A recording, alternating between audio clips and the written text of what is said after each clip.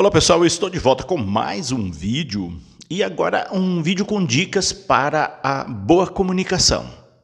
Você que é leitor, você que é comentarista, você que dá palestras ou que é catequista ou que quer ter uma boa comunicação, eu trouxe algumas dicas que são muito importantes. Essas dicas ajudam não só na comunicação, mas na compreensão da mensagem que é passada através da nossa fala. Portanto, se esse tema te interessa, fique nesse vídeo até o final. Antes de falar desse tema, trazer essas dicas, eu convido você que passa por esse canal e ainda não é inscrito nele a se inscrever. Se inscreva, venha fazer parte, você vai ser muito bem-vindo. Vamos lá então com o tema de hoje. O que tem a ver dicas de boa comunicação num canal que fala sobre a Igreja Católica, sobre a nossa religião, sobre liturgia, sobre doutrina da igreja? Tem tudo a ver, porque a nossa igreja é também uma igreja de comunicação. E nós temos ali leitores exímios, nós temos também leitores que ainda carecem de uma boa leitura.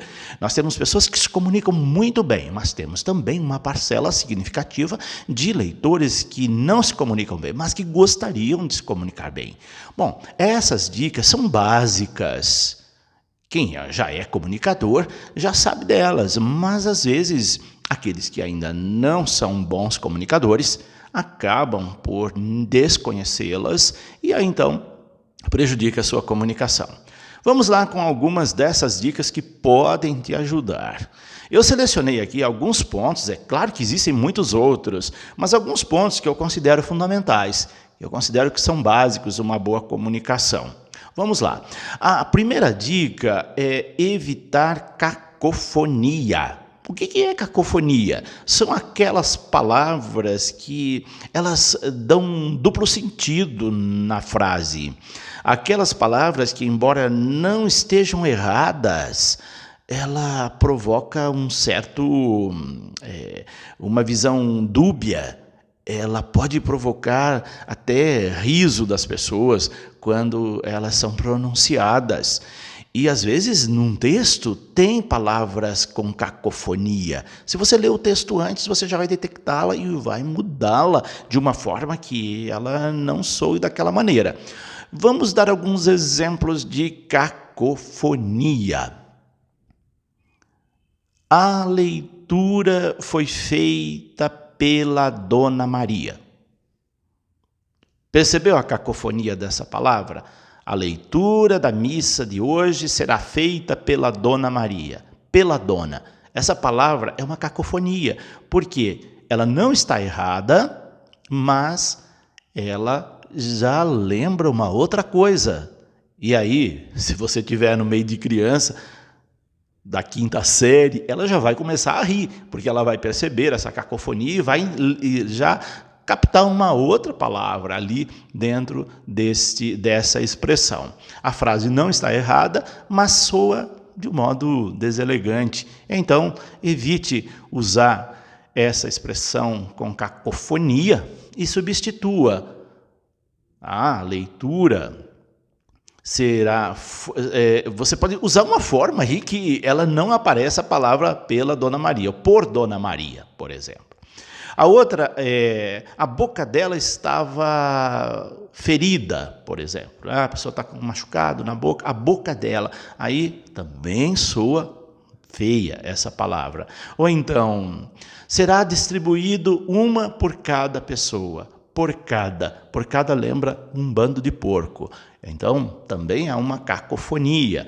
Ou então, viela na praça. Viela é uma pequena via, é uma rua pequena. Então, viela também é uma cacofonia. Ou então, ao som do nosso hino. As crianças entrarão na igreja ao som do nosso hino. Esse nosso hino soa como suíno, porco. Então, é uma coisa que não fica bem. Então, existem muitas palavras que têm cacofonia e é bom evitar. Existem muitas outras. Outra coisa que é importante evitar para uma boa comunicação é o gerúndio. Gerúndio é uma espécie de vício de linguagem. Gerúndio não é errado. Quando ele é em excesso, ele deixa a comunicação deselegante, mas ele pode ser evitado. Por exemplo, vou estar fazendo. Olha aqui, tem 3 verbos seguidos, e tem gente que ainda diz vou tentar estar fazendo. 4 verbos seguidos. Quando a palavra farei substitui esses 4 verbos desnecessários. Ou então, estarei te ligando, vou estar repassando, vou tentar estar transferindo. São verbos, né? Porque o gerúndio significa movimento. Você pode usá-lo, mas não usá-lo com exagero.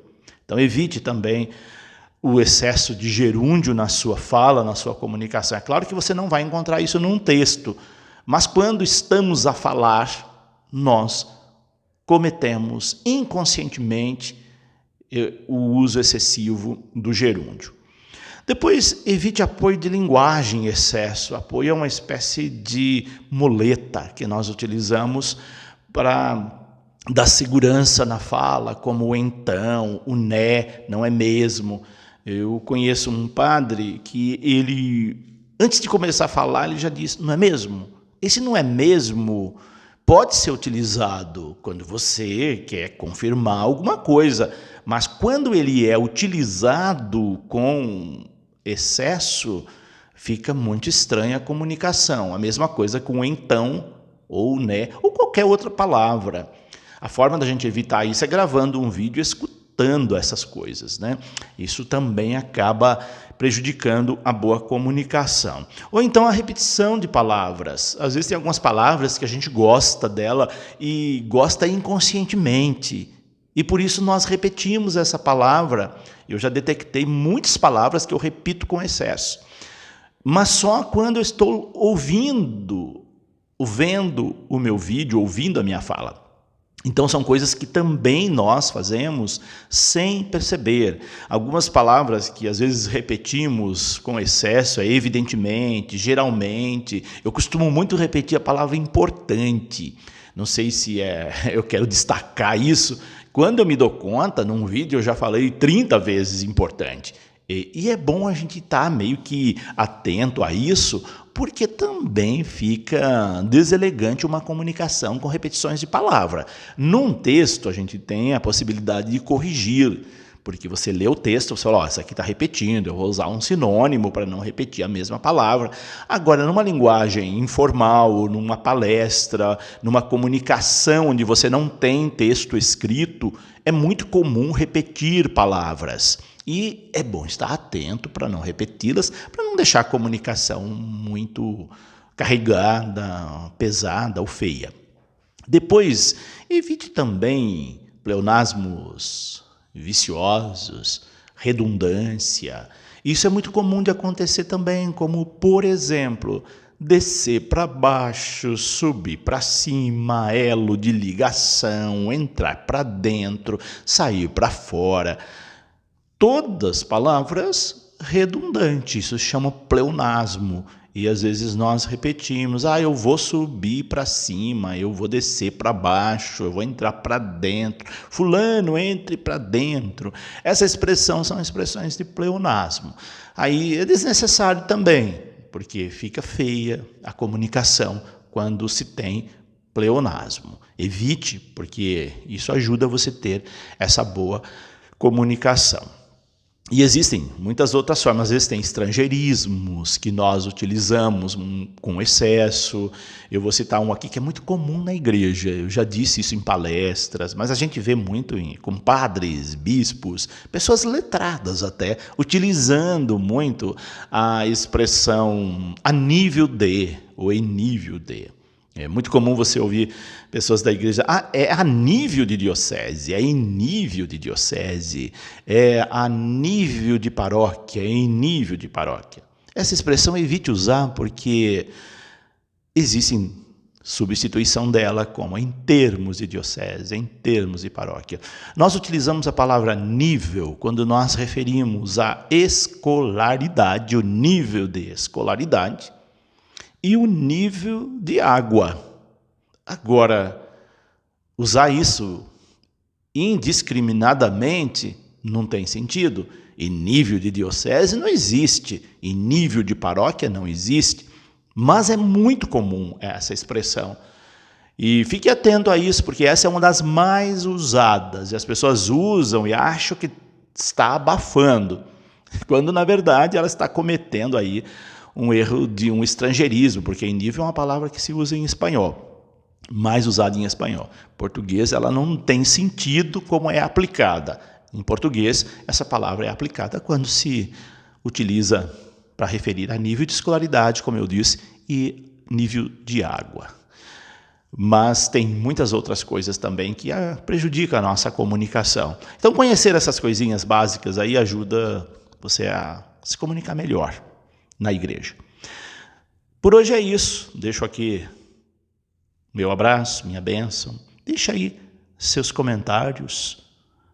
Compartilhe também esse vídeo com as equipes de leitores da sua paróquia, da sua comunidade, os comentaristas também, os catequistas que falam bastante. Tudo isso ajuda a gente a se comunicar melhor.